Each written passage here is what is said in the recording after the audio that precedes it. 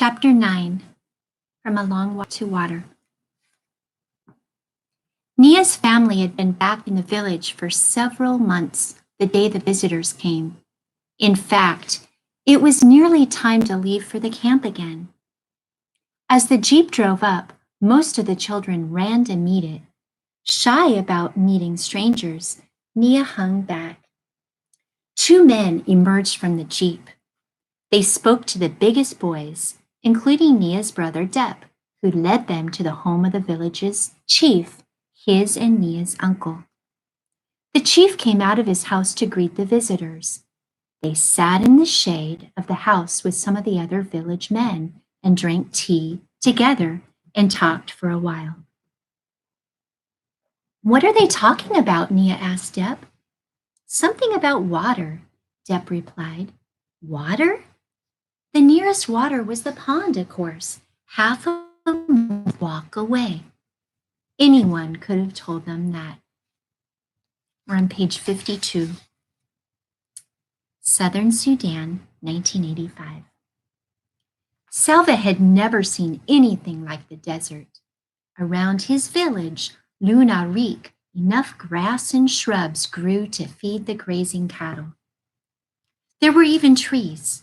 But here in the desert, nothing green could survive except tiny evergreen acacia bushes, which somehow endured the long winter months with almost no water. Uncle said it would take 3 days to cross the Akobu. Salva's shoes stood no chance against the hot, stony desert ground. The soles, made from rubber tire treads, had already been reduced to shreds held together with a little leather and a great deal of hope. After only a few minutes, Salva had to kick off the flapping shreds and continue barefoot.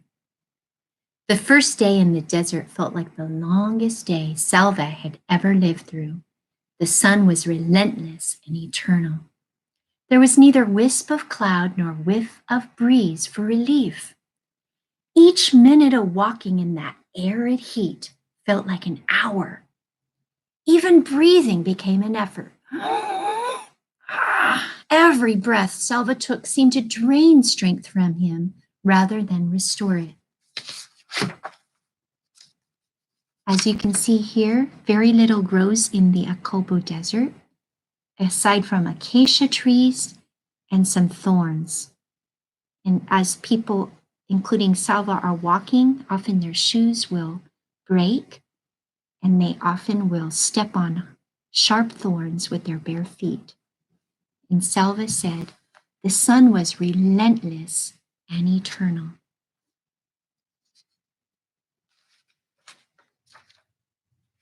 Thorns gored his feet. His lips became cracked and parched. Uncle cautioned him to make the water in his gourd last as long as possible. It was the hardest thing Salva had ever done, taking only tiny sips when his body cried out for huge gulps of thirst-quenching, life-giving water. The worst moment of the day happened near the end. Salva stubbed his bare toe on a rock, and his whole toenail came off. The pain was terrible. Salva tried to bite his lip. But the awfulness of that never-ending day was too much for him. He lowered his head and the tears began to flow. Soon he was crying so hard he could hardly get his breath. He could not think. He could barely see. He had to slow down, and for the first time on his long journey, he began to lag behind the group. Stumbling about blindly, he did not notice the group drawing farther and farther ahead of him. As if by magic, Uncle was suddenly at his side.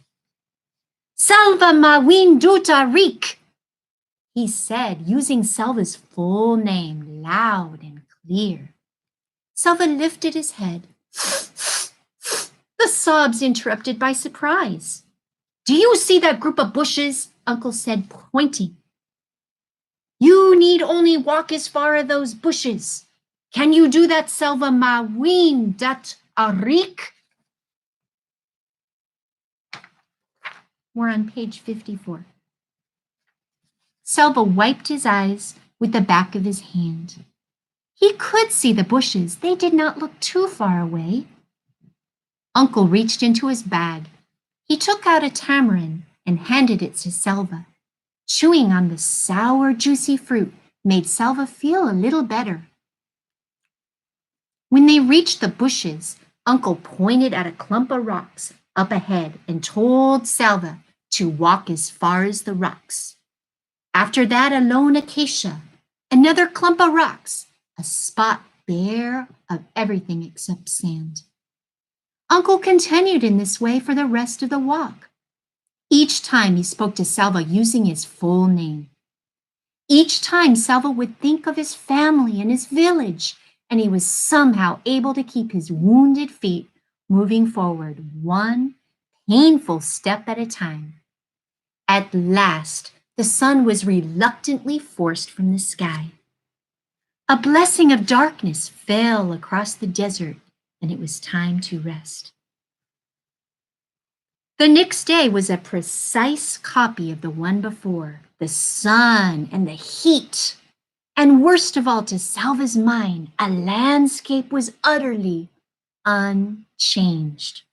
The same rocks, the same acacias, the same dust. There was not a thing to indicate that the group was making any progress at all across the desert. Selva felt as if he had walked for hours while staying in exactly one place. The fierce heat sent up shimmering waves that made everything look wobbly. Or was he the one who was wobbling? That large clump of rocks up ahead, it almost seemed to be moving. It was moving. It was not rocks at all, it was people. Selva's group drew nearer. Selva counted 9 men. None of them made a sound. As Selva watched, he realized that 5 of the men were completely motionless. One of the women in Selva's group pushed forward and knelt down. She opened her container of water. "What are you doing?" a man called. "You cannot save them." The woman did not answer. When she looked up, Selva could see tears in her eyes. She shook her head, then poured a little water onto a cloth and began to wet the lips of one of the men on the sand. Selva looked at the hollow eyes and the cracked lips of the men lying on the hot sand, and his own mouth felt so dry that he nearly choked when he tried to swallow. "If you give them water, you will not have enough for yourself," the same voice shouted. "It is useless. They will die, and you will die with them." And here you can see a picture of some of the very thirsty people, some collapsed, some gasping for water. If you give them water, you will not have enough for yourself.